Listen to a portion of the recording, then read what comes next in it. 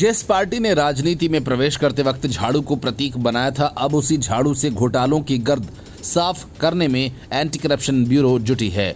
बात हो रही है आम आदमी पार्टी की, जो ईमानदार राजनीति की पाठशाला खोलकर सत्ता में आई थी और अब खुद स्कूलों की ईंटों में घुली कथित बेईमानी के आरोपों से घिरी है।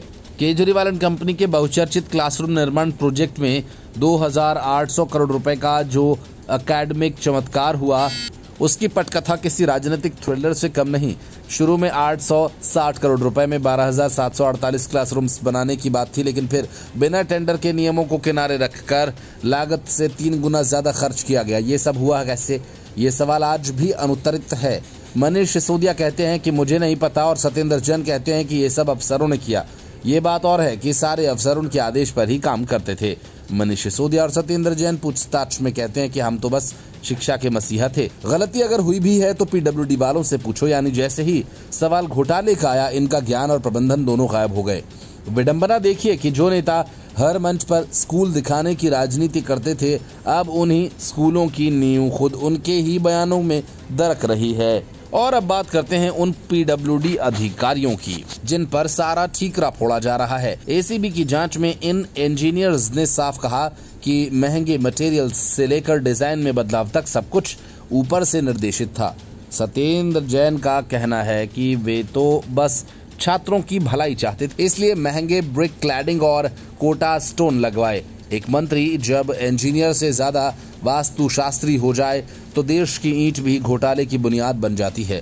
मजे की बात ये थी कि ये जिन फर्म्स को करोड़ों की डील्स मिली, उनका चयन कैसे हुआ, इस पर नेताओं की याददाश्त अचानक गायब हो जाती है।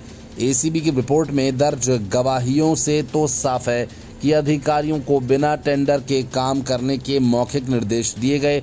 एक प्रोजेक्ट मैनेजर के अनुसार जैन खुद साइट पर मॉडल देख कर संपूर्ण स्वीकृति दे रहे थे, जिससे सिसोदिया की सफाई तो और दिलचस्प है। उन्होंने कहा कि वे उस मीटिंग में मौजूद ही नहीं थे। उन्होंने कुछ नहीं कहा और कुछ नहीं सुना और कुछ जाना भी नहीं। ये वही नेता हैं जिन्होंने शिक्षा क्रांति की अगुवाई की थी, पर जब बात जवाबदेही पर आई तो वही क्रांति एक डिप्लोमेटिक चुप्पी में बदल गई। जैसे ही घोटाले की परतें खुल रही हैं, आम आदमी पार्टी की नैतिकता की दीवारें भी ढह रही हैं। सवाल ये नहीं कि भ्रष्टाचार हुआ या नहीं, सवाल ये कि जो खुद को ईमानदारी का गारंटर बताते थे, अब वही क्लासरूम में भ्रष्टाचार के चैप्टर में मुख्य किरदार क्यों बन गए।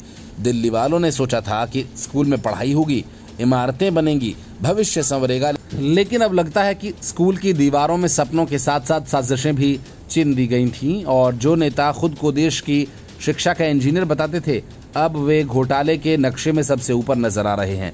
तो सवाल ये कि केजरीवाल के मंत्रियों ने ये क्लासरूम बच्चों के लिए बनवाए थे या फिर ठेकेदारों और नेताओं की काली कमाई के लिए। Bureau report, news of India.